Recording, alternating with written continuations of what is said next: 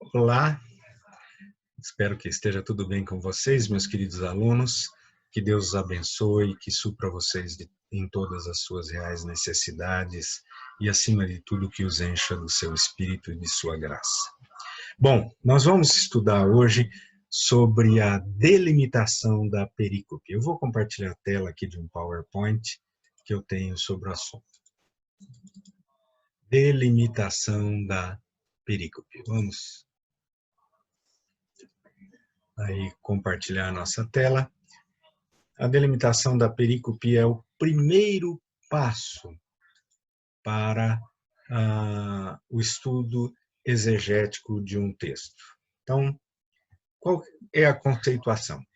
Delimitação significa estabelecer os limites do texto, ou seja, estabelecer o seu início e o seu fim. Implica definir uma perícope, ou seja, o que é uma perícope? Uma porção de texto que tem início, meio e fim, formando uma unidade textual com sentido em si mesmo. Você vai ver em literatura histórico-crítica o termo autônoma. Essa é uma pretensão da hermenêutica crítica moderna. Mas não é o que pensamos. Nós pensamos, e assim entendemos, como a perícope como um passo dentro de um todo. A afirmação da hermenêutica reformada. Um passo dentro de um todo. Tá? Indícios para o recorte de uma perícope. Eu separei, a partir da literatura toda que li, eu fiz um resuminho dessa literatura e trago para vocês alguns indícios. Indícios gramaticais. VAV disjuntivo. A presença do VAV disjuntivo, um indício gramatical. Por exemplo, em Gênesis capítulo 3, versículo 1, nós temos lá um VAV disjuntivo. A serpente era o mais... Se você for no texto hebraico, você vai ver que tem... esqueci de dizer, só lembrando do hebraico, né? VAV disjuntivo é um VAV prefixando qualquer coisa que não seja verbo para iniciar uma oração. Substantivo, advérbio, qualquer outra coisa que não seja verbo. Até, inclusive, particípios infinitivos, que não são verbos puros, são partículas nominais derivadas da raiz verbal. Tá bom? Então, VAV disjuntivo é um indício gramatical de início de perícope. Não necessariamente, mas é. É um indício gramatical também de fim de perícope. Um outro uso do VAV disjuntivo, que pode acontecer, é para introduzir o sumário final de uma perícope. Orações temporais, tipo vai-e-ri. Tá? Vai-e-ri muitas vezes é utilizada. Gênesis 11:1, por exemplo, utiliza vai-e-ri para iniciar aquela perícope. Tá? Então, vai-e-ri é oração temporal, não é traduzido, né? E vai-e-ri é indício de início de perícope.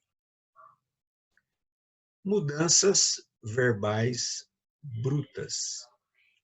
Então, você tem um texto que é narrativo e vem perfeito seguido de imperfeitos, com VAVs, números VAVs consecutivos, e de repente a narrativa muda. Aparece um imperfeito que vai ser seguido por perfeitos com VAV consecutivo. Isso é raro, mas acontece algumas vezes em números. Acontece em números, principalmente, acontece algumas vezes, tá? Essa mudança verbal de sequência narrativa pode ser um indício de delimitação de perícope, tá?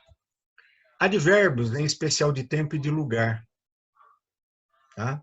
Advérbios de tempo e de lugar podem ser usados para diferenciar uma perícope, sinalizando o tempo,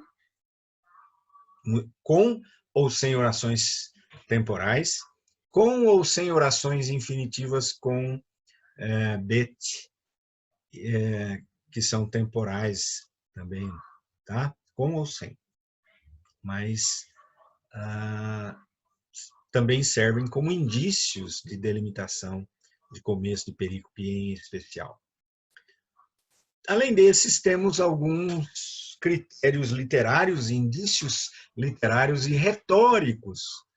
Tá? Mudança de local.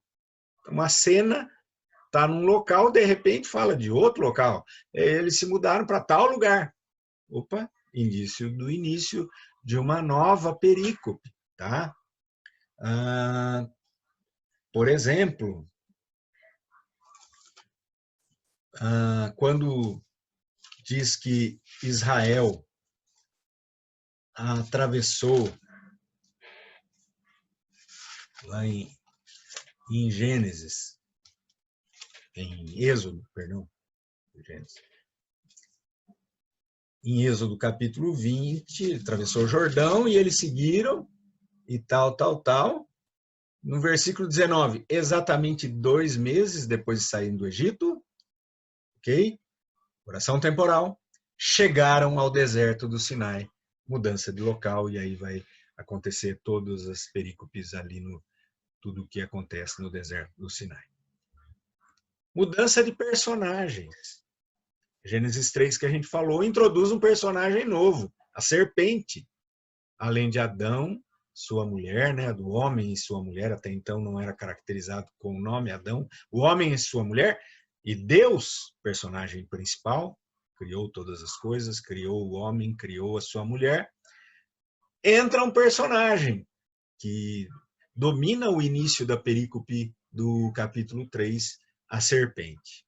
Mudança de personagem, introdução de um personagem novo, retirada de um personagem antigo, pode ser também um indício. Mudanças temporais, acabamos de ver aí, exatamente 2 meses em Êxodo 19, exatamente 2 meses depois de sair do Egito. Mudanças temporais. Mudança de argumento. Mudança de argumento. O que é isso? Você vem do Cássio Murilo. É quando o texto muda bruscamente a direção de sua narrativa. Bruscamente. Por exemplo, você tem lá em Gênesis 2 um casamento abençoado, criação perfeita, tudo muito bom, maravilhoso. Capítulo 3 muda completamente a história. Muda completamente. Vai mostrar a queda, a desgraça do homem, essa mudança de argumento. Isso que é mudança drástica de argumento. Sumário final. Gênesis 2 é enterrado por um sumário final. Por isso deixa o narrador intervindo para dar uma espécie de um fecho na narrativa da criação, as 2 narrativas da criação. Por isso deixa o homem, pai e mãe, se une à sua mulher, tornando-se os 2 uma só carne. Ora, o homem e sua mulher estavam nus e não se envergonhavam. É um sumário final que determina o fim da perícope da segunda narrativa da criação. Critérios literários e retóricos ainda. Gênero literário diferente. Se você for lá, por exemplo, em Gênesis 10, você tem uma genealogia. Todo o capítulo 10 é uma genealogia. Gênesis 11, de 1 a 9, é uma narrativa. Gênesis 11, de 10 até o final, genealogia. Então, está bem delimitado aí, genealogia, narrativa, genealogia. Gênero literário diferente, fácil delimitar Gênesis 11. Inclusão. No início e no fim da narrativa, volta ao mesmo argumento do início. A primeira narrativa da criação, Gênesis 1:1, no princípio criou Deus os céus e a terra. 2:4, que é o final da primeira narrativa da criação, quando no princípio foram criados por Deus. Delimita o texto, essa inclusão. Volta no final a mesma ideia inicial. Um refrão. Por exemplo, Gênesis 1 a 2, 4. Houve tarde de manhã, o primeiro dia. Houve tarde de manhã, o segundo dia. Houve tarde de manhã, o terceiro dia, assim vai, assim.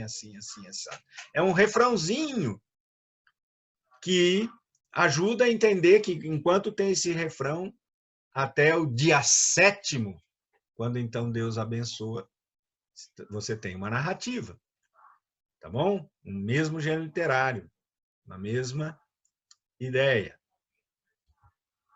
Padrão retórico. Exemplo, Gênesis 1:1 a 2:4, padrão retórico é climático. Climático. Tá? Primeiro, segundo, terceiro, quarto, quinto, sexto, sétimo. O sétimo é o que é importante, no qual Deus ordena que separássemos esse dia para contemplar as suas obras, e ao contemplarmos e sermos assombrados por sua obra, que nós o adorássemos como Criador e Senhor de todas as coisas. Ok? É um padrão climático, então dá para perceber até onde vai o clímax, está na mesma perícope. Há outro padrão quiástico, por exemplo, Gênesis 11:1, a gente vai ver isso na aplicação prática semana que vem, mas é um padrão quiástico, tá bom? Então você tem os padrões retóricos que podem ajudar a delimitar uma perícope. Enredo, mesmo cenário. Apresentação de personagens. Conflito. Clímax do conflito. Resolução do conflito. Se você tem todo esse padrão do enredo, você tem uma perícope aí. Ok? Simples. Tá bom? E agora, critérios editoriais de edição de Bíblia. Primeiro, um critério editorial massorético, sinais massoréticos de corte na narrativa. Sinais massoréticos de corte na narrativa. Você verá, se já tem entrado no Logos e olhado o texto hebraico na Bíblia Hebraica Stuttgartensia, ou em outra Bíblia hebraica que tenha o trabalho massorético, uma Bíblia hebraica massorética, você verá que há umas letras P fora do texto, assim, quando termina um versículo, ou às vezes até no meio de um versículo, pode acontecer, raro, mas tem letras P, hebraica, ou Samer, hebraico. Essas letras são ideias massoréticas que você deveria terminar a leitura pública, ou, para ser mais exato, o canto público ali naquele local. Tá certo? A letra P e a letra Samer, há uma certa divergência entre alguns comentaristas, mas normalmente a letra P indica um corte mais profundo, a letra Samer um corte menos profundo na sequência. Mas são indicativos. Ah, tem isso, acabou a questão? Não. São indicativos. Agora, só dá para ver na Bíblia Stuttgartensia de papel, infelizmente. Indentação da narrativa. Parágrafos, recuos, alinhamentos que os editores da Bíblia Hebraica Stuttgartensia fizeram para dar alguma ideia de diferenciação de perícope. Só no papel isso não dá para perceber no Logos. Os massoretas nos Salmos, isso só tem a ver com Salmos. Eu trouxe aqui porque como não vou... Antigamente eu esperava para falar isso quando eu falava na exegese de Salmos, mas eu não sou mais professor de exegese de AT2, então já vou adiantando, tá? Números massoréticos. Os massoretas colocaram números, que na verdade são letras, ao lado de cada salmo. Aleph, Bet, é o 2, tal. Quando termina até a última letra hebraica, começa de novo Aleph, Bet, e assim vai para numerar os salmos, tá? Sobrescrito, que é aquele versículo, Salmo de Davi, ao mestre de canto, quando Davi foi repreendido por Natã por causa de Batseba. Esses aí sobrescritos indicam o início de uma nova perícope, são um indício, aliás, em termos de Salmo, não existe nenhum indício mais forte do que o sobrescrito. Finalmente, bibliográficos. Traduções importantes, por favor, não vá usar tradução do Novo Mundo, Bíblia Viva, tá? Traduções importantes, sérias, tá ok? Pode até usar uma que não seja evangélica, tipo Bíblia de Jerusalém, que é séria, dependendo do seu presbitério, claro, mas você poderia, mas são sérias, traduções sérias e importantes. Comentários, desculpe o destaque, normalmente os alunos usam pouco os comentários. Por quê? Há poucos bons comentários em português, exegéticos, que tratam com seriedade o texto bíblico. Há poucos, infelizmente. Então, eles usam pouco, mas nós temos uma imensidão em inglês, tá bom? Mesmo na biblioteca, há muitos bons comentários em inglês que podem e devem ser usados. Podem e devem. Uma das coisas que os presbitérios mais pegam no pé é a ausência de comentários na exegese. Tá bom? É uma das coisas que os presbitérios mais pegam no pé, a ausência de comentários na exegese. Citações em outras obras. Citações em outras obras. Eu sempre que eu vou fazer uma exegese um pouco mais séria, não uma exegese para pregação, mas uma exegese em que eu vou produzir material, vocês verão um exemplo de uma em Gênesis 11 que eu tenho e vou aos poucos compartilhar com vocês, à medida que os capítulos da nossa aula forem se desenvolvendo, no momento síncrono lá, eu vou ver na minha biblioteca tudo que cita essa obra. Tudo que eu tenho no Logos eu coloco e acho. Tudo que tem em livros, eu tenho muito livro que não tenho no Logos, mas tenho. Todos aqueles eu dou uma olhadinha para ver se fala do meu texto em algum momento. Tá bom? É importante. É isso, gente. Espero que sirva para vocês entenderem, revejam tudo isso quantas vezes for necessário para vocês entenderem. Nós nos encontramos terça-feira, quando então compartilharei Gênesis 11:1, mostrando a aplicação desses princípios a um texto específico, Gênesis 11, de 1 a 9, e nós estaremos juntos, tá bom? Deus abençoe, abração para vocês. Até! Olá, meus queridos discentes, discípulos, olha a ousadia, é um prazer estar aqui podendo gravar mais essa aula. Hoje nós vamos falar sobre um assunto difícil, é por isso que eu vou gravar provavelmente em 2 aulas para ir bem devagar e com pouco conteúdo em cada uma das aulas, para não colocar uma matéria que é tão densa e difícil tudo de uma vez só, tá bom? Nós vamos falar sobre crítica textual. Crítica textual. Eu quero, antes de mais nada, dizer que crítica textual é um assunto controvertido aqui no Brasil, por incrível que isso possa parecer no nosso meio. Há uma série de pastores presbiterianos e de grupos presbiterianos infiltrados até em nossos presbitérios que creem que nós não devamos fazer crítica textual. De que devamos simplesmente assumir que o textos receptus, no caso do Antigo Testamento, o texto massorético, no caso do Novo Testamento, o texto majoritário de Erasmo de Roterdã, simplesmente devam ser aceitos como a palavra de Deus e ponto final, e que a crítica textual, por vir do método histórico crítico, é algo que deve ser totalmente rejeitado. Me lembro que quando fazia mestrado no Andrew Jumper, essa era uma discussão muito grande lá. E me lembro que a palavra que mais ficou naquela discussão, em que alguns diziam favoráveis ao uso das edições críticas que faziam crítica textual, outros eram contrários ao uso das edições críticas que faziam crítica textual entre os professores, e vários foram dar a sua opinião quando discutimos isso em sala de aula.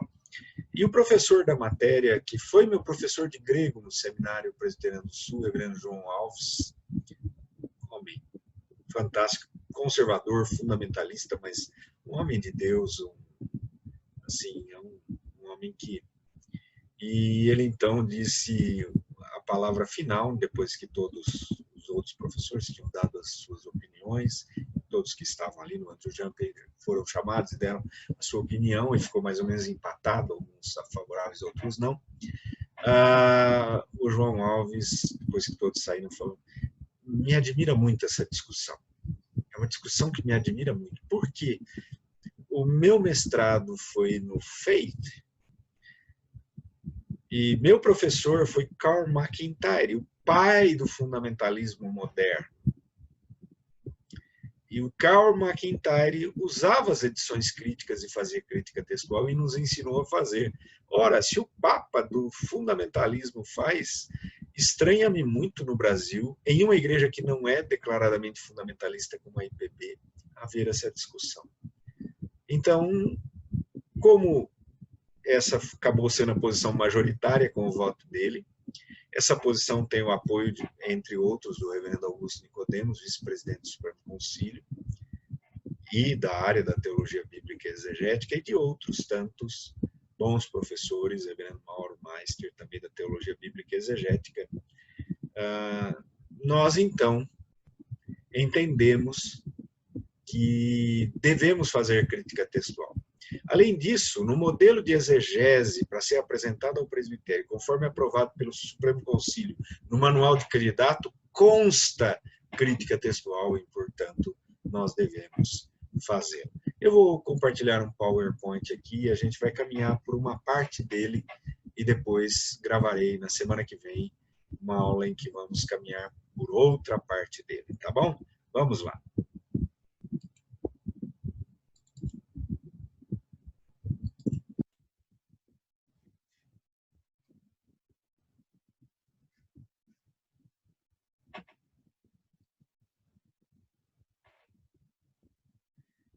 Crítica textual atestando a confiabilidade do texto bíblico. Crítica textual atestando a confiabilidade do texto bíblico.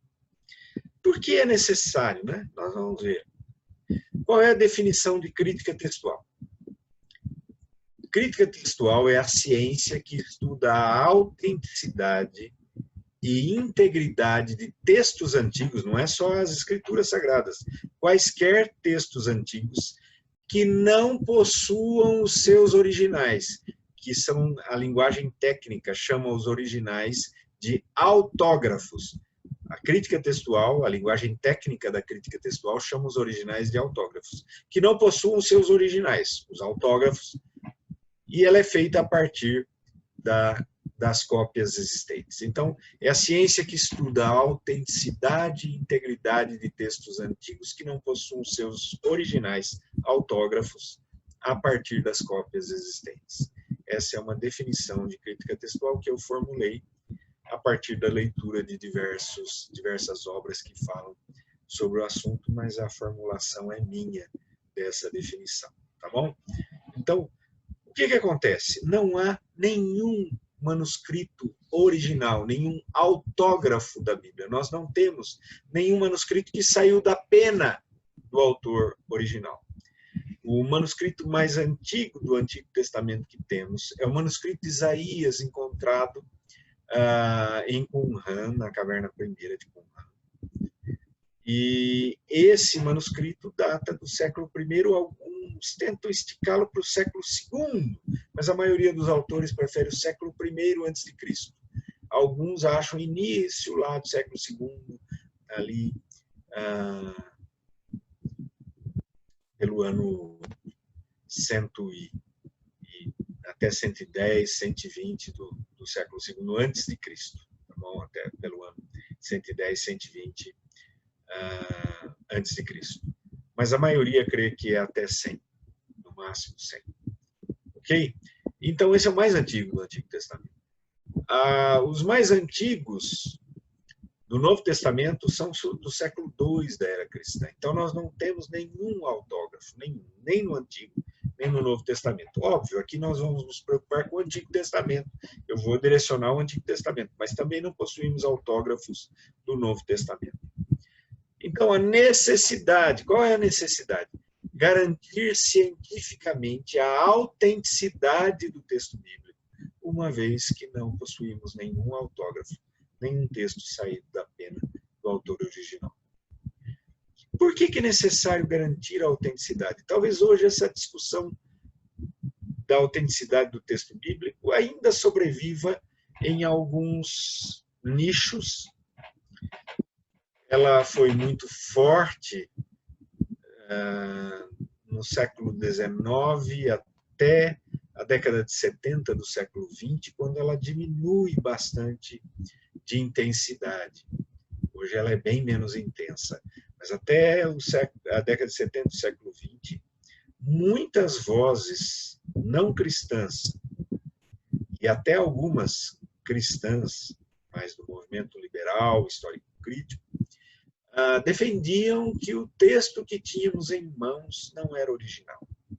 Ou, como diziam, era uma invenção da igreja cristã primitiva, ou, como diziam grosseiramente, da igreja católica. Não existia igreja católica naquele período. A igreja católica, do jeito que conhecemos, ela é posterior. Mas, enfim, que as escrituras tinham sido uma invenção da igreja dos primeiros séculos, do século 2 a 4 depois de Cristo, né? E que o que teríamos hoje como escrituras nada mais eram que essa invenção, principalmente do século IV, terceiro e quarto, principalmente, da era cristã. Então, essas vozes iam contra a autenticidade do texto. E uma das coisas que eles diziam, não há nenhum original.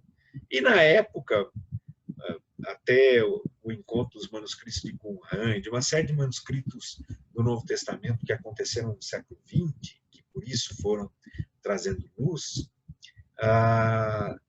tudo isso era muito forte. Eu me lembro de ter assistido, na época de seminário, um vídeo muito ruim, gravação caseira, de um debate numa universidade quanto a isso, em que o professor de filosofia dessa universidade, ateu, queria provar para os alunos que o que havia nas escrituras era uma invenção posterior, século 3 e 4, e não algo que vinha desde o começo da igreja cristã, desde os apóstolos. Então, ele dizia isso, ele queria questionar, e ele afirmava isso. E então, um dos alunos sugeriu que se fizesse um debate, ele debateria por esse lado, que se convidasse um debatedor para debater pelo lado da defesa do texto bíblico. Então, levaram, na época, eu assisti um vídeo caseiro, acho que foi na Universidade de Londrina, se não me engano, Universidade Estadual de Londrina, e o pastor, na época, foi o reverendo Caio Fábio. Convidaram e ele foi, na época, no auge do Caio Fábio, e ele foi. E o professor imaginou que ia botar o Caio Fábio no bolso, mas o Caio Fábio foi muito esperto. Então, o professor lá colocou tudo isso, que não tinha nenhum autógrafo, que a maioria dos manuscritos eram do século 3 e 4, e tal, e tal, e tal, e foi colocando, e foi colocando, e tal. Aí o Caio Fábio perguntou, o senhor é professor de filosofia, né? O senhor crê que os escritos de Platão são reais e autênticos? Que a República, por exemplo, de Platão, é uma obra autêntica de Platão? E ele falou, claro! E o Caio Fábio emendou, pois há apenas 15 manuscritos da República de Platão. O mais antigo dista 3 ou 4 séculos de distância de quando a obra teria sido escrita. Pois nós temos das escrituras muitos milhares de manuscritos atestando um texto muito coerente, acima de 90% de coerência, no Antigo Testamento acima de 95% de coerência.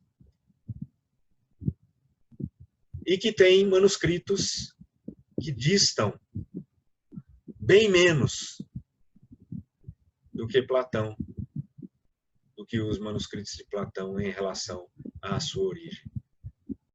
Gente, o professor de filosofia emudeceu, não conseguiu responder e encerrou abruptamente o debate, dizendo que estava encerrado o debate. Claro, foi pego de calça curta. Então, essa era uma discussão muito grande, que agora, graças ao bom Deus, já passou desse furor. Mas ainda há gente que vai contra a autenticidade, então é legal a gente garantir. Eu não duvido da autenticidade do texto bíblico, de forma alguma. Não precisaria, para mim, fazer crítica textual, mas academicamente é necessário fazer. Não faço normalmente para a minha pregação dominical. Qual é o objetivo da crítica textual? Atingir o texto mais original possível do Antigo Testamento, agora eu vou direcionar só para o Antigo Testamento, a partir das cópias imperfeitas que chegaram até nós. Nenhuma cópia, infelizmente, é 100% perfeita. O índice de convergência é altíssimo, mas há, sim, algumas divergências entre as cópias, as inúmeras, as milhares de cópias que temos do Antigo Testamento. Ok? Então, é necessário fazer crítica textual para atingirmos o texto mais original possível do Antigo Testamento. Qual é o método que se utiliza? A comparação quantitativa e qualitativa dos manuscritos hebraicos antigos, assim como das versões, edições e comentaristas antigos. Todos isso, manuscritos hebraicos antigos, versões, edições e comentaristas, todos estes são chamados de testemunhas textuais na linguagem técnica da crítica textual. Testemunhas textuais. Então, a gente procura fazer a comparação quantitativa e qualitativa, procurando as leituras variantes para estabelecimento do texto mais original possível. Por que que eu faço questão de afirmar quantitativa e qualitativa? Porque os textos receptos do Novo Testamento, aceito por fundamentalistas brasileiros, é o texto de Erasmo de Roterdã. E Erasmo de Roterdã fez crítica textual, sim. Só que a crítica textual de Erasmo de Roterdã foi uma crítica textual apenas quantitativa. Ele tinha lá uma dezena de manuscritos, pouco mais, pouco menos. E quando havia divergência no texto, ele contava, 5 manuscritos trazem esse texto, 3 trazem um segundo texto e 2 trazem um terceiro. Qual que ganha? O que tem 5. Foi só qualitativo. Por isso o texto dele é chamado de texto majoritário. Texto majoritário. Então, ele fez uma crítica textual, mas baseada num critério apenas, baseada num conceito apenas, da quantidade de manuscritos. Hoje nós temos milhares de manuscritos e, além de fazer quantitativos, nós temos que fazê-los qualitativos. Tá bom? Então, esse é o método. Qual é a nossa tarefa? Como é que a gente vai comparar esses manuscritos? Eu vou à biblioteca do Museu Britânico, à biblioteca do Museu de Leningrado, onde está o Códice de Leningrado. Pior ainda, vou lá na Síria, na zona de conflito maior da Síria, que é Alepo, para consultar o original do Códice de Alepo. Vou à Biblioteca do Vaticano, vou a essas bibliotecas todas para ficar conferindo os manuscritos? Não. Eu faço a comparação dos manuscritos a partir do aparato crítico da Bíblia Hebraica Stuttgartense. Ok? O que nós faremos é a comparação dos manuscritos a partir do aparato crítico da Bíblia Hebraica Stuttgartense, optando entre as leituras do texto massorético e as variantes que o aparato crítico trouxer, mediante critérios objetivos, cânones de crítica textual, e critérios subjetivos. Aqui no SPS, nós usamos os critérios fornecidos pelo pesquisador Ernst Wirtwein. Eu, pelo menos, os utilizo, o Bosman também os utilizava. O Wirtwein é o mais clássico estudioso do Antigo Testamento hebraico, do texto hebraico do Antigo Testamento. Tá? Wirtwein é o cara. Hoje tem um que quase se iguala a ele, que é o Emanuel Tove, que já está chegando no Brasil também com algumas obras. É um outro grande estudioso do texto hebraico, tá bom? Esses dois são os papas da crítica textual do Antigo Testamento. Ernst Wirtwein, já falecido, o clássico dos clássicos, e Emanuel Tove, contemporâneo, que está chegando no Brasil mais recentemente.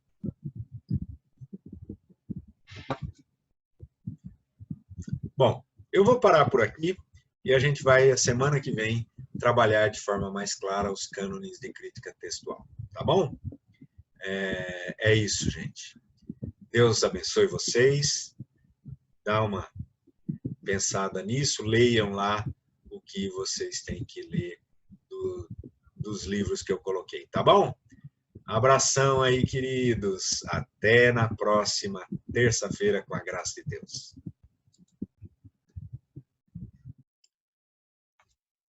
Olá, muito bom estar aqui com você de novo, meu querido aluno do terceiro ano.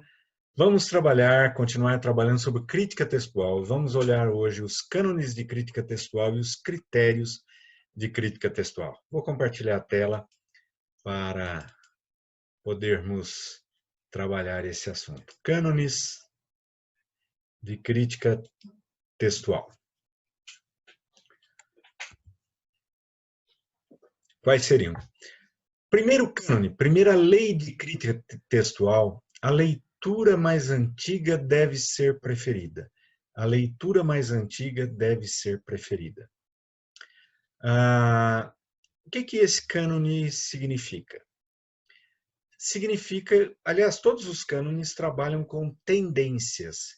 A tendência é de que as alterações apareçam com o tempo, ou seja, quanto mais recente a cópia, menos ela pode ser autêntica.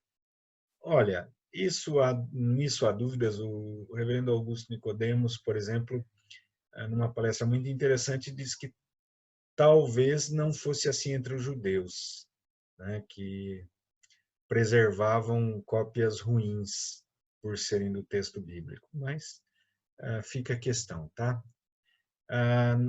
Como cânone, como lei, a leitura mais antiga deve ser preferida. A tendência é de as alterações, possíveis alterações, acontecendo com o passar do tempo. Segundo cânone, a leitura mais breve deve ser preferida. A tendência maior é de que haja acréscimo do que supressão de palavras ou letras. A tendência, de novo, todas estas leis trabalham com tendências. A tendência maior é que, com o tempo, as alterações sejam mais por adição do que por supressão. Tá bom? Terceiro, a leitura mais difícil deve ser preferida. A tendência de mudança de copista é para explicar mais comumente do que para confundir e dificultar. Então, se alguém intencionalmente corrigiu o texto, essa correção teve como objetivo, tendência maior é essa, explicar e não confundir mais o texto. A leitura com maior apoio geográfico deve ser preferida. E veja, não é contagem do número de manuscritos, por isso é chamado de apoio geográfico, mas é o tipo de manuscrito, de onde provém esses manuscritos. Então, você tem uma tradição palestinense, basicamente, representada pelo texto consonantal, que é a base do texto massorético. Edson Faria Francisco afirma muito categoricamente que as consoantes do texto massorético são, basicamente, o texto consonantal que foi consolidado no ano 90 depois de Cristo. Então, esse texto é muito forte. E Qumran são as tradições palestinenses. E as tradições alexandrinas, as tradições helenísticas, que vêm com as traduções gregas e com as que a seguem, a siríaca e a arábica. E uma terceira vertente, que ora bebe, e mais comumente bebe na tradução palestinense, ora bebe na Septuaginta, que é a tradição da Vulgata. Tá? Jerônimo foi para Israel, se embebeu da cultura israelita e buscou os manuscritos hebraicos para a sua tradução, mais do que a Septuaginta, mas ele deu uma olhada na Septuaginta, isso fica claro em alguns textos que ele se alinha à Septuaginta contra o texto massorético. Então, é uma terceira. Então, tradição que fica entre essas duas. Essas tradições dão apoio geográfico. Por exemplo, quando manuscritos da tradição helenística apoiam o texto massorético, isso é muito forte. Quando manuscritos de Qumran, palestinenses, apoiam a Septuaginta, isso é muito forte. Por quê? Porque estamos falando de tradições culturais geográficas diferentes de onde surgem os manuscritos, tá bom? É isso que é o apoio geográfico.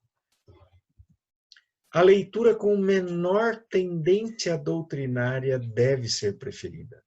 Muitas vezes, o copista altera o texto por conta de suas questões doutrinárias, e isso acontece, na minha opinião, mais frequentemente com a Septuaginta.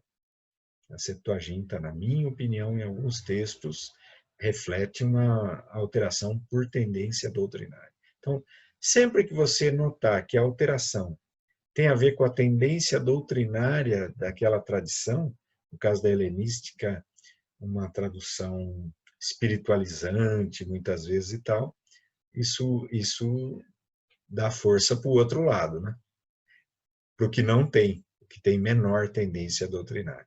Então, sempre a leitura com menor tendência doutrinária deve ser preferida. A tentativa de alteração é para trazer mais perto para aquilo que eu acredito, né? O texto. A leitura que mais se aproxima do estilo do autor deve ser preferida. Então, por exemplo, olhando o Pentateuco, como o Pentateuco trabalha. Prefere essa expressão ou aquela, essa palavra ou aquela? Isso para que tenha o logos hoje é tranquilo, quer dizer, você faz a busca, a pesquisa e pode ver com tranquilidade. Faz, por exemplo, a busca com o termo hebraico e se a variante vier de Qumran, faz a busca com o termo de Qumran também. Se vier da Septuaginta, você abre a Septuaginta e faz a busca na Septuaginta também. E vê qual que é mais próximo ao estilo. Porque todo mundo que escreve tem as suas palavras preferidas, não tem jeito, a gente acaba utilizando as palavras preferidas. E o cânone 7, a leitura que melhor explica as variantes deve ser preferida. Ou seja, quando eu consigo entender o que aconteceu, vamos supor, eu olho lá e vejo, olha, esse iode foi incumpridado e se transformou num vav. É isso que aconteceu. Então, a leitura que explica, quer dizer, aqui tem o iode, deve ser preferida, porque eu entendi que houve um incumpridamento para um vav. Não, aqui o dalet foi confundido com o resh. A leitura que tem o dalet deve ser preferida, já que eu percebi que o resh entrou ali por confusão. Quando eu consigo perceber o que houve, o autor tentou harmonizar com o versículo 7. Quando eu consigo entender o que houve, eu, óbvio, tenho a dica. aquele que tentou harmonizar não é o original é o que não estava harmonizado, tá bom? Então, a leitura que melhor explica as variantes deve ser preferida, sem dúvida alguma. Esses cânones, na minha opinião, há autores que fazem um ranking de cânones e coloca a leitura mais antiga primeiro, a mais breve segundo, difícil em terceiro, enfim. Então, os cânones teriam um ranking. Eu não aceito isso. Eu sempre achei, penso assim, defendo isso claramente. Há autores que, óbvio, né, eu não sou o inventor da roda, uma série de autores pensam assim, que os cânones devem ser utilizados em conjunto, porque eles trabalham com tendências, eles não são ciência exata. Se fosse ciência exata, é mais antigo, já resolveu, é o mais importante, os demais... Não, não é assim. Tem autor que chega a dizer isso, já é o mais antigo, prefere. Então, leitura de Qumran é sempre preferida. Não penso assim. Não penso assim. E a grande maioria dos estudiosos de crítica textual não pensa assim. Os cânones têm que ser tomados no seu conjunto, tá bom? É isso que eu ensino sempre e que a maioria dos que trabalham com crítica textual pensa. Por quê? Porque eles trabalham com tendência, não é ciência exata. Esse cano resolveu. Resolve. Não. Você tem que olhar qual a tendência maior de um texto ser original. O texto do Códice de Leningrado ou as leituras variantes. Tá bom? É isso. Maravilha. Vamos agora para os critérios do Ernst Werthwein. Werthwein é um grande estudioso. Na sua obra The Text of the Old Testament apresenta alguns critérios que eu acho muito interessantes. Primeiro, quando o texto massorético e as demais testemunhas textuais concordam com uma leitura, e esta é inteligível, dá para ler, não é lícito apelar para conjecturas. O que são conjecturas? Leituras variantes sem apoio de testemunhas textuais. Não é lícito. Não se deve. O que nós vimos hoje, né? Para aqueles que estão assistindo no mesmo dia que tivemos o momento presencial síncrono, presencial não, minto, virtual síncrono, está cheio na Bíblia Hebraica Stuttgartense, estava mais cheio ainda na Kittel, estava mais cheio em outras edições críticas anteriores da Sociedade Bíblica Alemã, que é quem sempre faz as edições críticas. Então, não é lícito. A grande maioria das conjecturas devem ser rejeitadas de pronto. Não é lícito. É um critério que a gente usa. Quando é uma conjectura que, nesse caso, eu cito só o Ernst Werthwein e já descarto, nem fico perdendo muito tempo.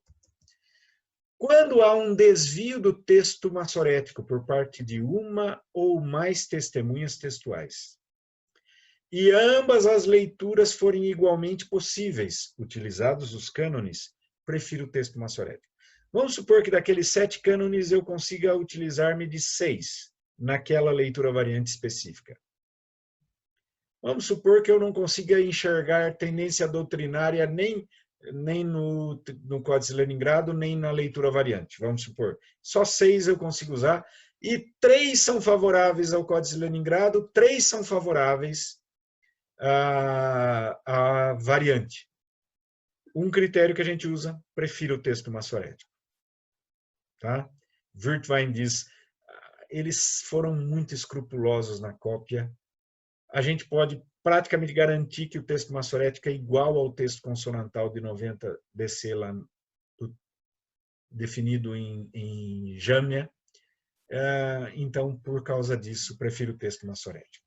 De novo, tem gente que não trabalha assim. Tem gente que trabalha... Hoje, alguns conservadores norte-americanos trabalham com esse critério, preferindo a Septuaginta. Eu continuo preferindo o texto massorético, tal qual Ernst Werthwein, Emanuel Tove e outros dos grandes estudiosos da crítica textual do Antigo Testamento. Quando há um desvio do texto massorético por parte de uma ou mais testemunhas textuais, e esta leitura variante é mais possível e inteligível, dá para entender melhor do que o que está no texto massorético, utilizados os cânones, prefiro a leitura variante. Ou seja, utilizei os cânones, vi que a variante é preferida, vai com a variante. Por exemplo, como falei para vocês lá em Gênesis 4, eu prefiro a variante. Eu acho que vamos ao campo a leitura original. Não dá para entender o texto é ininteligível sem essa expressão vamos ao campo. Tá bom? E, finalmente, finalmente não, tem mais um critério, mas essa questão. Quando nem o texto massorético, nem nenhuma leitura variante fornecer um texto inteligível, é lícito apelar para conjecturas. Isso é muito complicado, eu acho. É um critério que eu não me utilizo do Ernst Wertheim, mas como é um critério dele, eu estou aqui trazendo, mas acho muito complicado. E não tenho visto no Antigo Testamento um texto corrompido a esse nível que me autorize a apelar para conjecturas, tá bom? Não conheço o texto. Os textos que tenho feito exegese para a pregação não são assim. Os textos que meus alunos têm feito exegese nesses 21 anos como professor de exegese, nesses 22 anos como professor de exegese, nenhum me apresentou uma exegese que tivesse um texto corrompido, então não me utilizo desse critério. O último critério, na verdade não é nem um critério, é um conselho do Wertheim. Tente pensar com a mente do copista, tente ver o que aconteceu, se ele tentou introduzir uma explicação, se ele tentou mudar porque não batia com a doutrina dele, se ele cometeu um erro de incumpridar ou de diminuir a perna de incumpridar a perna de um iode, de diminuir a perna de um vav, se ele confundiu um reche com um dalet, ou um dalet com um reche, um re com um rete. Tente pensar com a mente dele, ver o que poderia ter acontecido no processo da cópia. Tá bom? É isso, gente. A bibliografia básica, Edson Faria Francisco, Manual da Bíblia Hebraica, Archer, que eu já dei, acho que nem vou ficar porque eu já dei essa bibliografia para vocês, tá bom? Muito obrigado, Deus abençoe, que a gente possa, com a graça do bom Deus, breve, estar juntos. Enquanto isso, vamos com as nossas aulas por aí. Deus abençoe. Olá, nós estamos aqui hoje para uma aula que vai ser mais curta, talvez de todo o semestre, mas tem um motivo, vocês precisam ler bastante material para a semana que vem, então essa aula você vai investir pouco tempo para ver. Nós vamos falar sobre uma pré-tradução. Essa parte você não vai entregar quando entregar para mim o trabalho. Essa parte você não vai entregar ao presbitério, mas sem ela você não conseguirá fazer o que se vai seguir, que é analisar gramática e sintaticamente as orações e, a partir daí, fazer uma tradução definitiva e colocar as notas gramaticais e lexicográficas de tradução. Ou seja, essa parte que eu chamo de uma tradução rudimentar é fundamental para você fazer o que se segue na exegese. Mas vamos lá, é rapidinho e curtinho, vamos a ela. Então, tradução rudimentar, que basicamente é composta de duas coisas: uma análise morfológica e uma análise lexicográfica.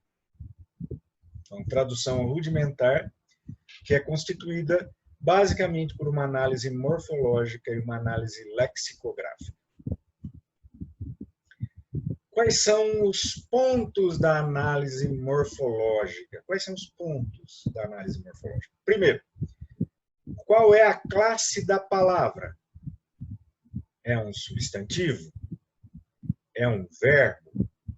É um adjetivo? É um advérbio? É uma conjunção? É uma preposição? É uma partícula? Partícula no hebraico é quando não se sabe exatamente a classe gramatical, tem essa classe do NDA, que é a classe das partículas, tá? Partículas. Enfim, qual é a classe da palavra? Essa é uma coisa que você precisa saber. Aquela palavra hebraica é um verbo? Se for, tem outras questões que você vai ver. É um substantivo? Se for, há outras questões que você vai ver. É um adjetivo? Se for, há outras questões que você vai ver. Quando for o caso, gênero, número. O que é gênero? No caso de substantivos e adjetivos e verbos. Masculino ou feminino? Número, singular ou plural? Definição, no caso de substantivos, adjetivos e particípios. Tem artigo definido? Não tem. No caso dos verbos, que conjugação é? É um perfeito de cal? É imperativo pieu? É um infinitivo construto, rit paeu? Enfim. Qual conjugação é? E qual é a raiz da palavra? Como é que a palavra está no dicionário? Ok? Tudo isso faz parte de análise morfológica. O que é que a gente precisa para fazer análise morfológica? O uso de analíticos, ou melhor ainda, para todos que já adquiriram e para os que não, fica a dica, programe o mais urgentemente possível a compra de um software, te adianta muito, não só nas exegeses acadêmicas, mas principalmente no seu trabalho de pregação, de pesquisa exegética do texto bíblico para a pregação. Tá bom? Então, os analíticos, você tem já em português o Davidson, mas ele é demorado, mas está em português. Você tem em inglês o analítico do Owens, bem mais rápido. E, melhor de tudo, o software. Há alguns softwares free, não trazem recursos suficientes, mas é aquela coisa, né? Se você não tem, mas eu aconselho você, dentre os que não são free, o melhor, quase que único, de bom nível hoje no mercado, Logos. Pena, né? Pena. Ele encareceu por conta disso, né? Quando você nada de braçada sozinho no mercado, você sobe o seu preço, infelizmente. Quando o BibleWorks fazia uma boa concorrência ao Logos, agora eu gostasse mais do Logos, mas o BibleWorks era basicamente quase do mesmo nível, o preço do Logos era bem mais em conta, não resta a menor dúvida. Em dólar mesmo, o preço do Logos era bem mais em conta. Óbvio que isso também em português seria o preço bem mais em conta. Então, é um mercado, Faith Life não é uma empresa de caridade, nem uma missão que entende que deve distribuir o software para o maior número de pessoas. É uma empresa que quer ganhar e ganhar muito com software, infelizmente. Tá caro demais, na minha concepção. Ok? Mas vale a pena você ter. E na análise lexicográfica, o que é importante? Quais são os possíveis significados de cada palavra? Palavra por palavra. Possíveis significados.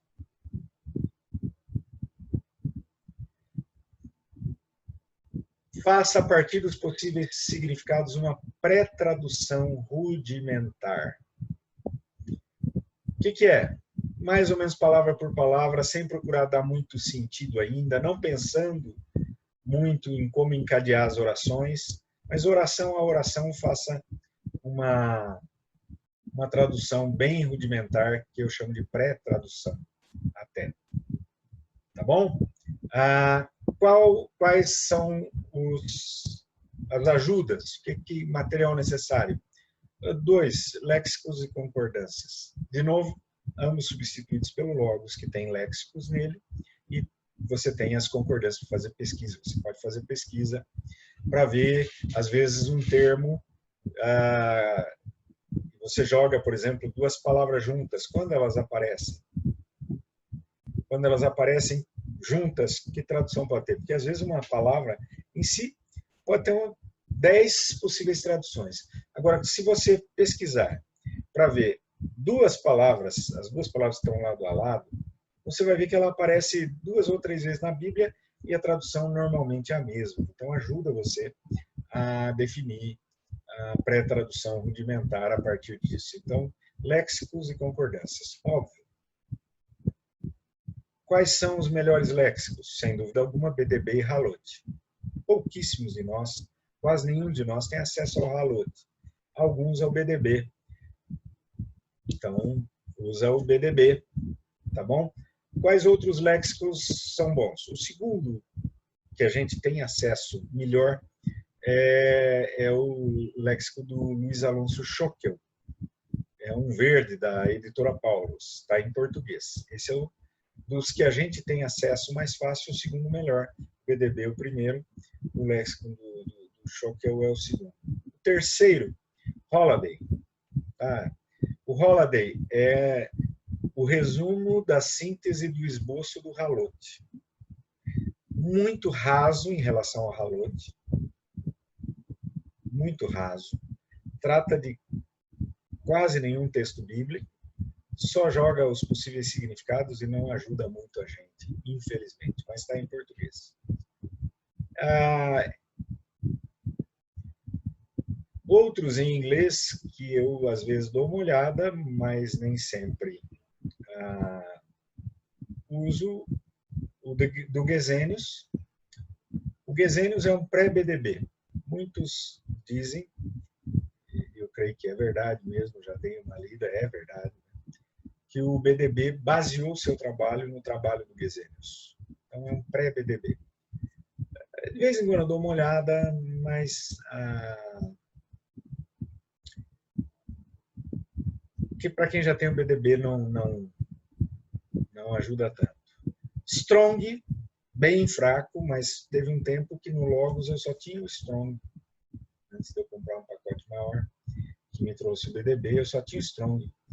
E me virava com ele, mas sempre tinha o BDB em papel do lado, porque tinha muitas coisas que não me satisfaziam. De cada 10 palavras pesquisadas, 6 não me satisfaziam no Strong e eu precisava dar uma olhada no BDB em inglês e no papel mesmo, embora o Strong fosse rápido, porque estava no Logos. Ok? São as ajudas que você precisa para esse trabalho. Faça essa pré-tradução meio literal, ao pé da letra, palavra por palavra, para ajudar você no trabalho que você tem que fazer. Você não vai entregar, vou repetir, você não vai entregar essa parte. Essa parte não se entrega nem academicamente e nem ao presbitério. Tá bom? Deus abençoe, foi um prazer. Faça as leituras, são longas as leituras. Aplique delimitação do texto, aplique crítica textual na perícope que vocês estão fazendo. Logo, vocês já vão entregar uma parte dela. Tá ok? Abração, a gente se vê com a graça de Deus na próxima segunda-feira.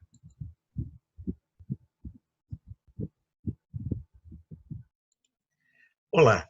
Hoje nós vamos ter uma aula sobre análise gramático-sintática, uma parte importantíssima da exegese, pois nela nós terminaremos a tradução, perceberemos bem o encadeamento entre as orações e nós então também teremos uma noção melhor do texto. E daqui eu tiro sempre muita coisa que me ajuda na minha pregação, que me ajuda nas exegeses que faço de cada texto bíblico, tá bom? Vamos acompanhar, eu vou compartilhar os slides aqui e eu espero que você me acompanhe, por favor, nesta caminhada pela análise gramático-sintática.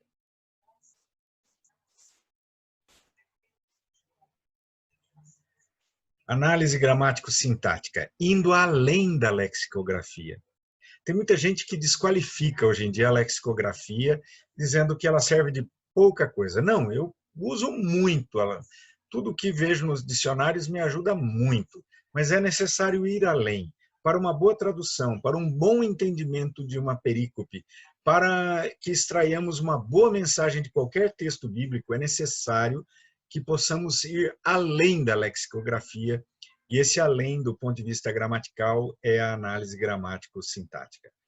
Vamos lá. A exegese lexicográfica tem uma ênfase na palavra e sua interpretação. Muitas vezes o que vemos em sermões, uso em sermões, muitas vezes é só isso. Não, essa palavra e tal, tal, tal.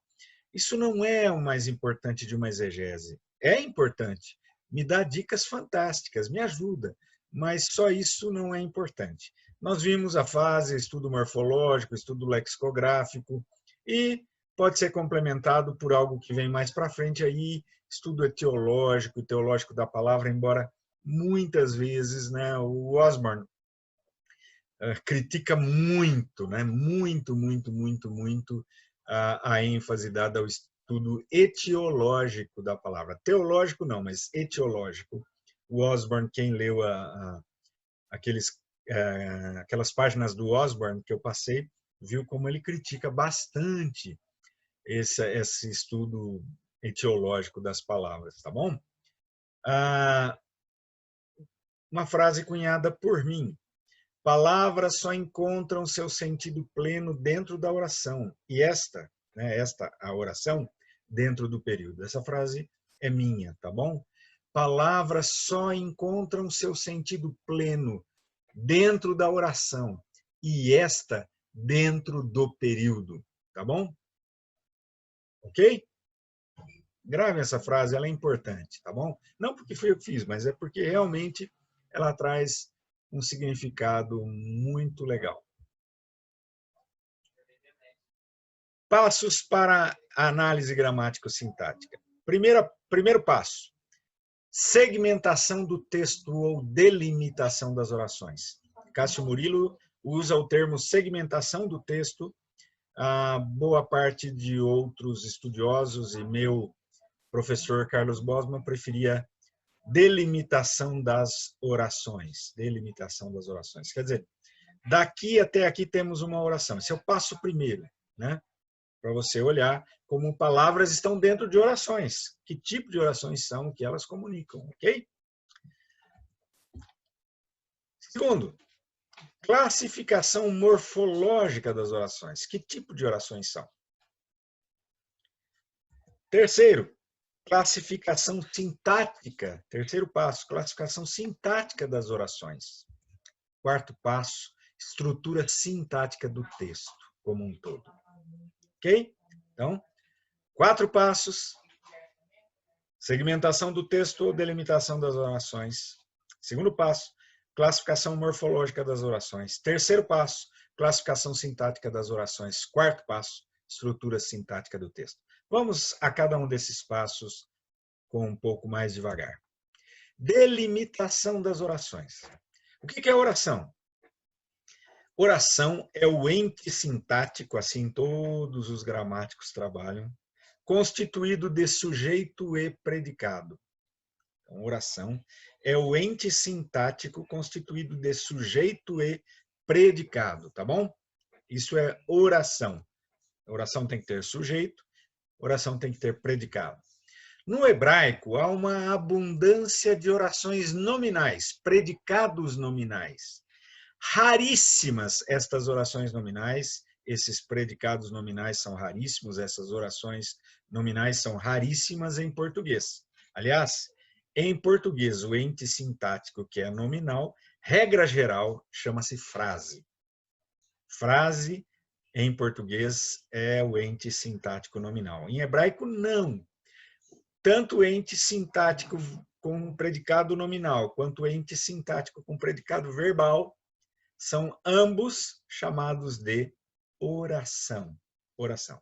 Então, essas são formas de orações nominais. Então, eu estou fazendo um lembrete que não é necessário que o predicado seja verbal. Em português, como é que você separa as orações? Fácil, fácil. Separa os verbos, separa as orações. Em hebraico, nem sempre. Óbvio. Um verbo caracteriza uma oração. Ok. Um predicado. Ok. Um sujeito também, porque se o verbo for conjugado, ele já tem embutido a ideia do sujeito. Tranquilo. Porém, há orações sem verbo, que no português são raríssimas, raríssimas, mas em hebraico são abundantes, abundantes, tá bom? A tarefa, então, é definir cada conjunto de sujeito e predicado que formam uma oração. Então, a partir daquilo que nós vimos de palavras, lexicograficamente, nós temos que juntar essas palavras lexicograficamente definidas para formar orações e delimitar. Aqui começa uma oração, aqui termina outra. Segmentar. Segmentar o texto em várias orações. Tá bom? Delimitar significa começa aqui, termina aqui, ou segmentar, tirar do conjunto e tal. Nós vamos fazer exercício disso na próxima terça-feira, com a graça do Senhor. Tá bom? Então, a nossa tarefa é, nesse primeiro passo, é definir cada conjunto de sujeito e predicado, que juntos, sujeito e predicado, formam uma oração. Ok? Primeiro passo está aí. Segundo passo, bom, mais um pouquinho, só para lembrar para vocês, né?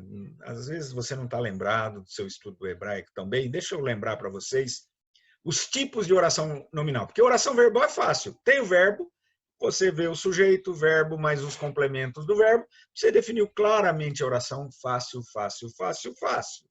Agora, as orações nominais são mais difíceis para nós, porque elas não existem, ou quase não existem em português, tá bom? Quase não existem. Não existem. São chamadas de frases. Então, vamos lá. Orações nominais. Sujeito, que pode ser substantivo, demonstrativo ou pronome, seguido de substantivo, quase sempre adjetivado. Tá? Quase sempre adjetivado. Não é sempre, mas quase sempre. Tá bom? Davi Melach Tov. Davi é um bom rei. Tá bom? Davi Melach Tov. Davi é um bom rei. Ok? Davi, sujeito, que é um substantivo próprio. Um outro substantivo, Melech, rei. Adjetivado, Tov. Bom rei. Davi é um bom rei. É um tipo de oração nominal no hebraico.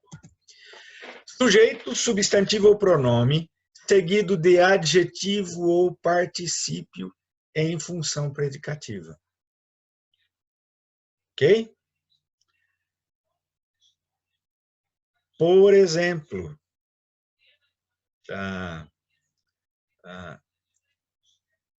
Hu Tov, ele é bom.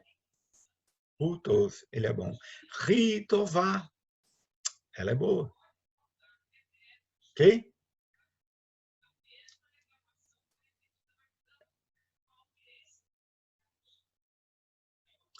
Se for substantivo, normalmente o substantivo será definido e o adjetivo virá antes, indefinido, em função predicativa. Então, Tov Haish, o homem é bom. Tová Haishá, a mulher é boa. Tá bom? Então, é esse segundo tipo de oração. Sujeito, que é um demonstrativo em função predicativa, seguido de substantivo, Zé Raiz. Tá? Zé Raiz. Ok? Este é o homem. Zot Raisha. Esta é a mulher. Esta é a mulher. Ok? Sujeito de qualquer tipo, seguido por infinitivo com tradução verbal. Infinitivo usado de forma verbal. Né? De qualquer tipo, construto ou absoluto, mas que tenha função verbal. Também formam uma oração. Nominal.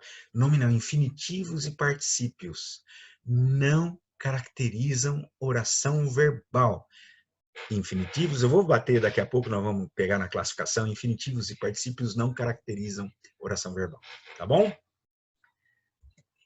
Um sujeito, substantivo ou pronome seguido por frase preposicional. Raish babait, o homem está na casa. Estão cansados, né? Logo no começo do hebraico, essa frase apareceu inúmeras vezes, tá? ok? Raish babait, o homem está na casa.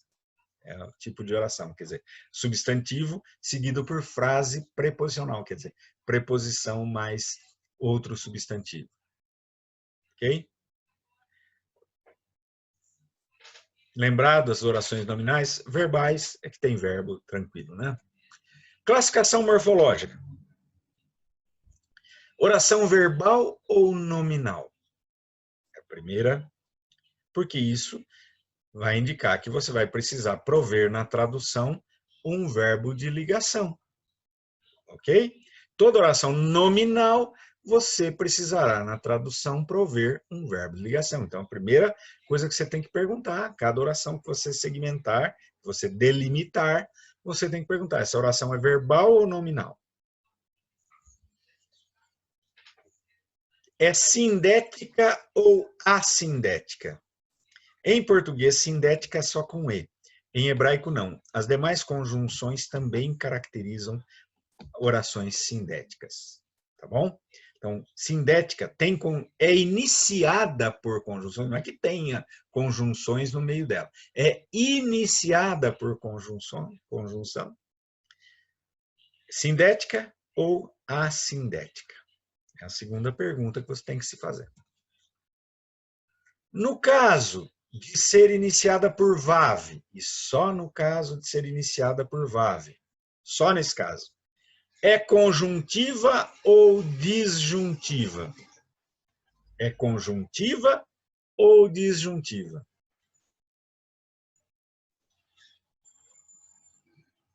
O que é uma oração conjuntiva? É que iniciada por VAV mais verbo. O que é uma oração disjuntiva? É iniciada por VAV mais qualquer outra coisa que não seja verbo, inclusive particípio infinitivo. Ok? Então, oração conjuntiva. VAV mais perfeito, VAV mais imperfeito, VAV mais imperativo, VAV mais jussivo, VAV mais coortativo. Isso é conjuntiva. De qualquer uma das conjugações verbais, cal, nifal, piel, pual, rit, pael, rifil, rofal, qualquer uma, tá? O que é uma oração disjuntiva? VAV mais substantivo, VAV mais conjunção, VAV mais advérbio, VAV mais adjetivo, VAV mais qualquer outra coisa que não seja verbo, tá bom? Classificação sintática.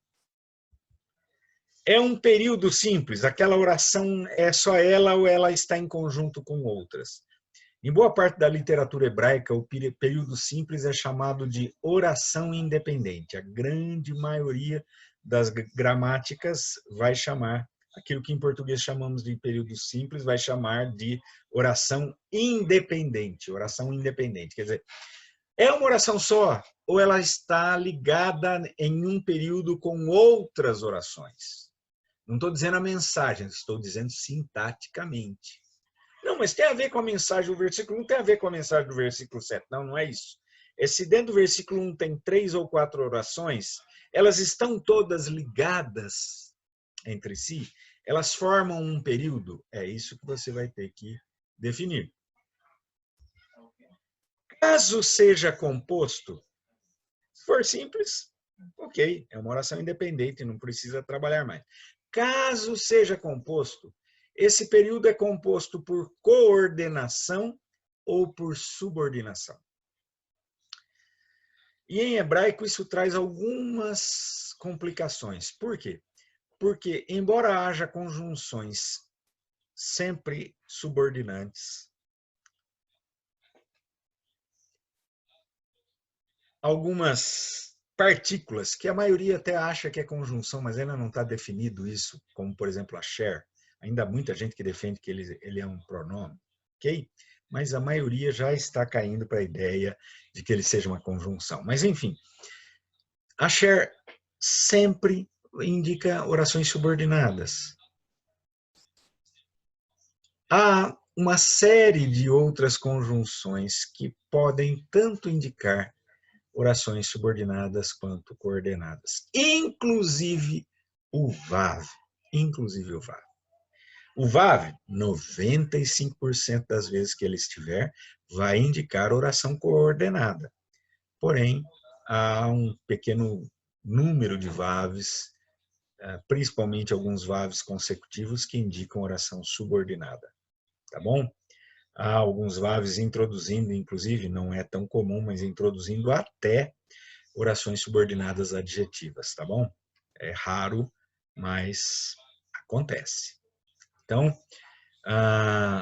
o VAV, 95% das vezes coordenado, mas tem uns 5% que são subordinados. A conjunção o, traduzida por ou, o em hebraico é traduzido por ou, é sempre coordenada. Por outro lado, lemaan é sempre subordinada. E o que? Tanto coordenada quanto subordinada. O que é o rei das conjunções, né? Introduz 350 tipos de orações diferentes, tanto coordenadas quanto subordinadas. Coordenada explicativa, coordenada adversativa, e outras tantas subordinadas, outras tantas causal, etc. Substantivas, a maior parte das orações substantivas são introduzidas por que e por aí vai. Por aí vai.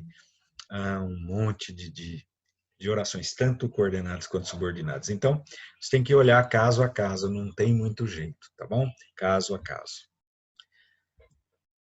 Qual a função sintática das orações que compõem o período? Bom, vamos supor um período que tenha orações, tenha subordinação e coordenação. Então, haverá as orações que são coordenadas. Coordenadas como? Aditivas ou adversativas? Ou alternativas? Ou explicativas? E as que são por subordinação serão causais, temporais, circunstanciais, adjetivas. Que tipo de adjetiva? Restritiva ou explicativa? Substantiva, que tipo de substantiva? Objetiva direta, substantiva subjetiva, prover sujeito. Enfim, você vai ter que trabalhar bastante para fazer isso. Qual a função sintática das orações que compõem o período? Finalmente, o quarto e último passo, estrutura sintática. Nesse primeiro ensaio exegético, eu não vou cobrar em estrutura sintática. Eu vou mostrar como faço, porém não vou cobrar a estrutura sintática, tá bom? A visualização gráfica da análise sintática. Uma vez que você terminou a análise sintática, você vai colocar de forma gráfica o que você descobriu na análise sintática e vai comentar tudo isso. Então, você usa indentação e setas para indicar as orações, tá bom? Indentação quer dizer, está um alinhamento aqui, muda o alinhamento, etc. Volta, né? Começa um novo período, volta para o canto. É isso. Então, as subordinadas você tira do alinhamento, as coordenadas você mantém no alinhamento e você vai jogando. E as setas indicando, quando as coordenadas, seta indicando as duas orações, quando é subordinada, seta indicando da subordinada para a principal. Ok? Isso é a nossa análise gramático-sintática. Nós vamos trabalhar na prática essa análise gramático-sintática na próxima terça-feira, com dúvidas, mas se ficar qualquer dúvida já anterior, se já quiser ir discutindo o assunto, fica à vontade lá no Telegram, vai discutindo, os colegas vão interagindo, eu também, à medida do possível, estamos enfrentando aqui um probleminha doméstico, agora a funcionária que nos ajuda aqui em casa, né? Está com Covid, então está afastada e então, estou tendo menos tempo essa semana para fazer as coisas e a próxima também. Então, vai ser mais complexa a situação aqui. Eu não prometo, assim, logo que você me pedir alguma coisa, eu fazer, mas assim que possível, eu respondo também pelo Telegram e a gente vai trabalhando, vai vai satisfazendo as dúvidas, e na terça a gente mostra um pouquinho na prática. Eu compartilho com vocês também depois a forma como eu fiz no texto de Gênesis 11, de 1 a 9, tá bom? E vocês vão vendo. Beleza? Queridos, foi um prazer gravar essa aula para vocês, espero que vocês aproveitem. Deus os abençoe até terça-feira, com a graça do Senhor, para nós podermos ter esse momento juntos aí. Abração! Olá, meu querido aluno, meu querido discente, é um prazer estarmos juntos para mais um momento de aula, sempre uma alegria, ainda que virtualmente, manter contato com você. Deus traz alegria ao meu coração nesse momento de contato. Queridos, hoje nós vamos falar sobre um assunto que é muito importante, porque é o final da primeira parte da exegese. São a tradução, nós trabalharmos um pouco a questão da tradução. Vamos lá.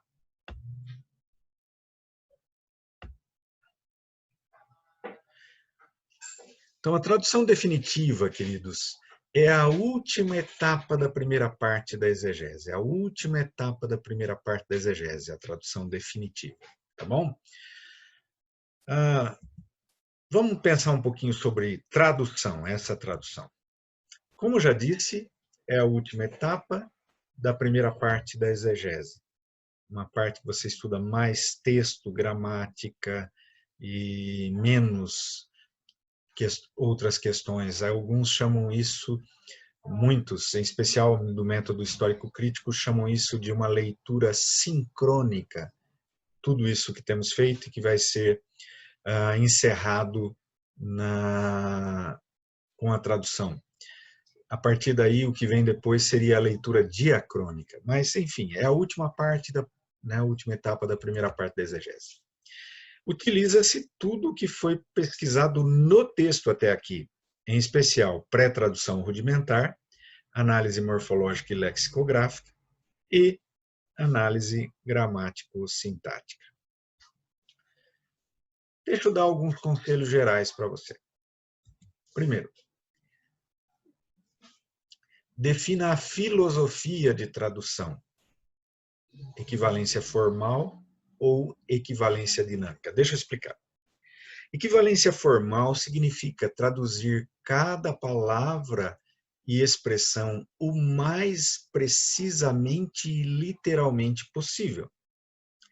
Equivalência dinâmica significa traduzir o pensamento expresso pelas palavras da maneira mais precisa, não dá para ser literal nesse caso, mais precisa possível, mais precisa, ok? Pensamento. Então, na equivalência formal, privilegia-se verter, sempre que possível, palavra por palavra, expressão por expressão. Na equivalência dinâmica, entretanto, procura-se entender o que as palavras expressavam e verter, traduzir este pensamento com palavras que expressem melhor esse pensamento nos dias de hoje.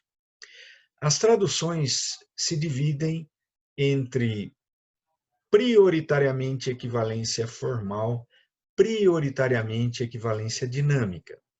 Por exemplo, as traduções do Almeida, a Bíblia de Jerusalém, a tradução ecumênica, católica, mais ecumênica da Bíblia, do Padre Antônio Figueiredo, a tradução brasileira, todas elas privilegiam, priorizam a equivalência formal. Entretanto, a NVI, NTLH, NAA já está no meio termo, mas não chega a privilegiar a equivalência dinâmica, não, mas essas que eu falei, sim, NVI, NTLH, também a NVT, nova versão transformadora, privilegiam a equivalência dinâmica. A equivalência formal, muitas vezes, favorece a precisão da tradução, enquanto a equivalência dinâmica favorece a compreensão do texto. Não há nenhuma tradução 100% por equivalência formal. Por quê? Porque há termos e expressões da língua original que, traduzidas para a nossa língua literalmente, tornarão incompreensível o texto. Não há. Não há nenhuma tradução 100% equivalência dinâmica. Por quê? Porque se uma tradução for 100% equivalência dinâmica, ela deixará de ser tradução e passará a ser paráfrase. A paráfrase é 100% equivalência dinâmica. Então, nós temos traduções que privilegiam equivalência formal. A que mais privilegia, corrigida. Depois, atualizada e Bíblia de Jerusalém, mais ou menos no mesmo nível. Okay? Mais ou menos no mesmo nível. Ecumênica. Okay? A Nova Almeida atualizada é aquilo que os teólogos chamam de borderline, quer dizer, fica mais ou menos no meio, na borda de divisão entre as duas formas. Depois você tem a NVI, NVT, NTLH, que das traduções acho que é a tradução popular da Bíblia também, da católica. Elas ficam mais ou menos indo nessa direção, a NTLH, a que mais privilegia equivalência dinâmica. Em uma tradução que será entregue ao presbitério, meu conselho,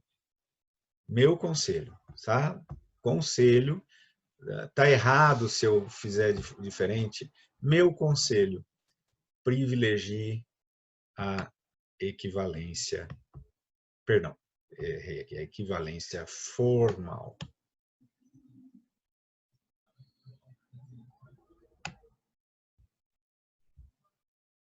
Privilegie a equivalência formal. Numa exegese acadêmica, você tem essas duas opções, né? Você pode optar por uma delas, privilegiar uma, privilegiar a outra.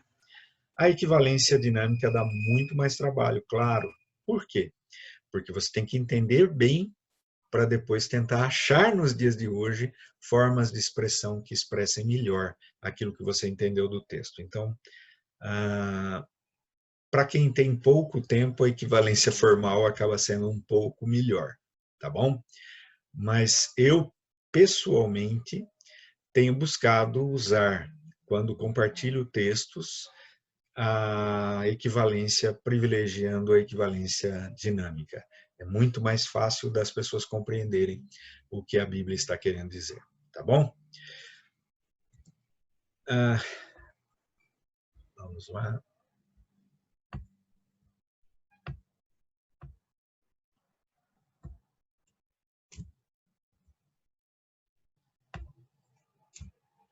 Utilize a norma culta da língua portuguesa, evitando gírias, palavras chulas.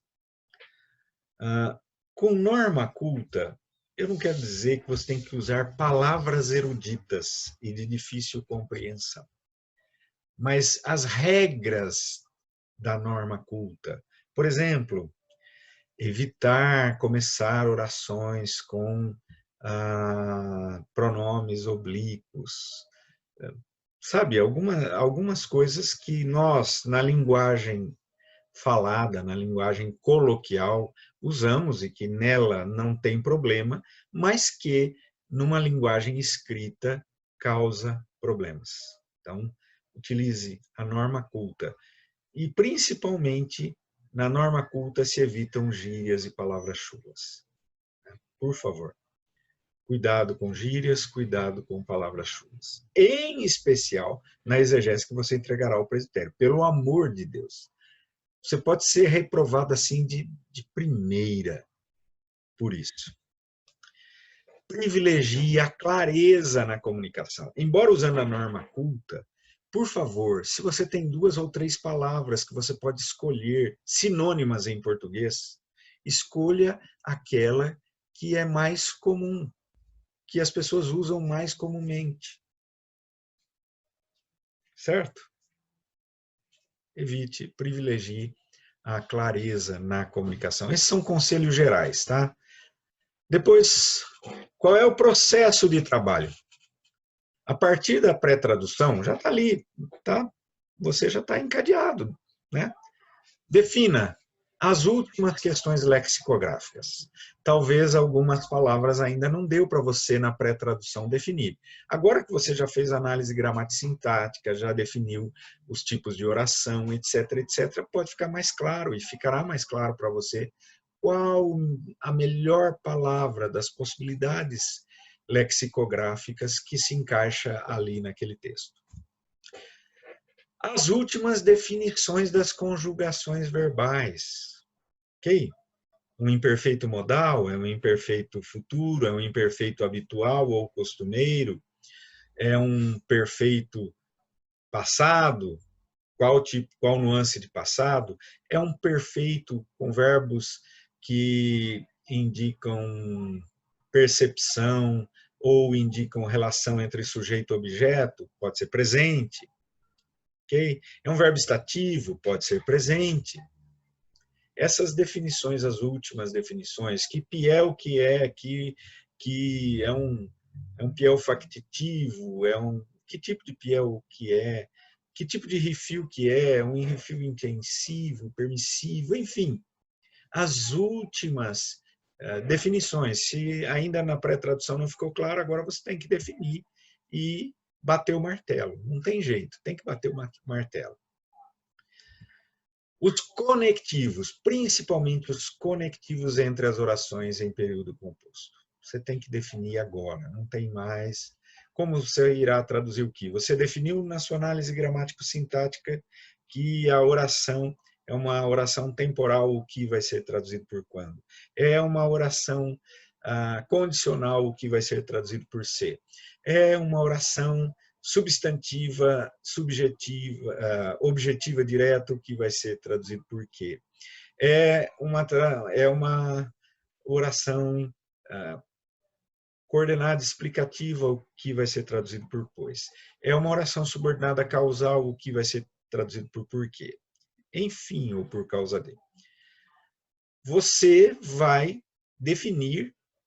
Você já sabe cada oração, porque você já sabe palavra a palavra, o que elas significam, você já trabalhou o que elas são, agora está na hora de você refinar, colocando de forma clara os conectivos e juntando as orações de forma precisa. Ok? E é importante, toda tradução deve conter notas de tradução. Notas de tradução. É a justificação científica da tradução. Lembre-se, a exegese que estamos aprendendo não é exegese para o sermão. A exegese para o sermão não preciso fazer notas de tradução, ok? Mas, numa exegese para eu defender cientificamente uma tradução, eu preciso justificá-la através desse artifício das notas de tradução. Para o presbitério, mais ainda. Duas opções, ok? Notas de rodapé ou num item separado da exegese. Eu sou um pouco perfeccionista, depois eu vou mandar para vocês, a semana que vem eu vou mandar para vocês minha tradução e notas de tradução de Gênesis 11, de 1 a 9. Vocês verão que por ser perfeccionista demais, eu fiz notas abundantes, muitas notas. Ok? Então, para mim, em nota de rodapé ia ficar difícil, porque eu ia fazer a tradução uma linha em cada página e quase, né? Não chegaria tanto, mas seriam umas 3 ou 4 linhas em cada página, o restante da página, notas de rodapé, fica muito ruim para ler. Então, preferi fazer num item separado. No meu tempo, a gente também preferia fazer assim. E não só por causa de eu ser perfeccionista, mas também aprendi a fazer dessa forma, porque nota de rodapé dava muito trabalho quando a gente não tinha computador. Como é que a gente fazia? Colocava folha, mas antes de colocar folha, eu calculava quantas notas de rodapé mais ou menos dariam naquela folha e deixava o espaço. Tinha que deixar o espaço. Então, eu ia datilografando, ia colocando já as notas. Bom, então, cheguei já a 8 notas, eu tenho que calcular aqui, o espaço que tem dá para 8 notas, dá é perigoso para 9, enfim, era um trabalho meio insano, né? Meio insano. E qualquer erro de cálculo que a gente fazia, perdia-se a folha, jogava-se fora e começava tudo de novo. Então, muito melhor, fazia só as notas de rodapé mesmo, bibliográficas, mas essas que eram mais abundantes, notas de tradução, eu evitava de fazer assim, fazia num capítulo separado. E continuo fazendo, tá bom? Vocês verão que eu continuo fazendo dessa forma. Mas você tem a opção de fazer. Quais são as notas obrigatórias? Conjugações e temas verbais. Ou seja, como você traduziu e por que você traduziu o imperfeito como habitual, costumeiro, como futuro, etc, etc. Baseado em quê? Bom. Por que você traduziu o piel como factitivo, ou o refil como intensivo, ou o nifal como passivo indireto, ou passivo sintético, enfim. Tá bom? Sim, completo, o que você, como você traduziu, tá bom? Conjunções. A não ser que o VAV tenha tradução diferente, tipo VAV adversativo, mas, mais raro, VAV disjuntivo, traduzido como parênteses, por exemplo, né, no caso da oração disjuntiva parentética, enfim. Tirando o VAV, quando ele for traduzido de forma não usual, não conectiva com e ou com vírgula, no caso de várias orações com VAV, você não vai ficar você vai usar só na última, mas vai usar vírgula, a não ser quando o VAV não tiver essa tradução, o VAV não precisa, mas as demais conjunções sim. Bom, em especial o que, porque, como você viu, pode ser traduzido de diversas formas, tanto coordenadas quanto subordinadas. Tá? Então, que é obrigatório. Quaisquer outras palavras que tragam dúvida de tradução. Aquelas palavras que você não conseguiu definir na pré-tradução, mas teve que definir só na tradução definitiva, é sinal de que há dúvida, é bom você discuti-las, por que você traduziu dessa forma, tá bom? Porque pode alguém no presbitério pegar a sua tradução e achar, puxa, mas eu não vejo essa tradução tão simples assim. E é bom você fazer notas sobre descobertas lexicográficas ou sintáticas que você, na pesquisa, falou, caramba, eu nunca tinha percebido essa nuance nessa palavra. O BDB, às vezes, coloca uma nuance. Por exemplo, quando, na minha exegese para a pregação de Gênesis 3, muitos anos atrás, eu preguei outro dia de novo, mas muitos anos atrás, primeira vez que eu usei o BDB para pregar Gênesis 13, décadas atrás, tá bom? Gênesis 3, perdão. Eu fiz uma descoberta, que a palavra ali para desejo é uma palavra, o BDB diz, é uma palavra de conotação eminentemente, quase que somente sexual, o uso dela na Bíblia hebraica. Aquilo fantástico. Quer dizer, se fazer uma descoberta dessas, vale a pena você fazer uma nota de tradução para mostrar que você pesquisou e mostrar uma coisa importante que depois você vai usar na própria mensagem do texto, tá bom? Certo? Uma descoberta sintática, um uso do infinitivo, você traduziu o infinitivo construto de uma forma um pouco diferente, eu fiz em Gênesis 11 isso, vale a pena uma nota para mostrar isso e eu embasei, inclusive, com gramáticos que me ajudaram a essa definição, que eu facilmente não teria, o uso do infinitivo construto com le, servindo de objeto direto. Eu não me lembrava disso. Quando eu fui pesquisar alguns anos atrás o texto de Gênesis 11, eu me deparei com isso. A partir do guia exegético, ele me jogou para o Guia Zen Scout e me deu essa dica. Fui procurar em outros gramáticos, fui procurar no Wattick O'Connor, ele me dava essa opção mesmo. Eu falei, caramba, que descoberta fantástica. Okay? Lê mais infinitivo construto usado como objeto direto e tradução substantivada. Foi a que eu optei. Então, fez uma descoberta sintática interessante, também coloque. Tá bom? É isso, gente. Valeu. Lembrando que para essa semana não temos leituras, tá bom? Mas comecem a fazer as leituras.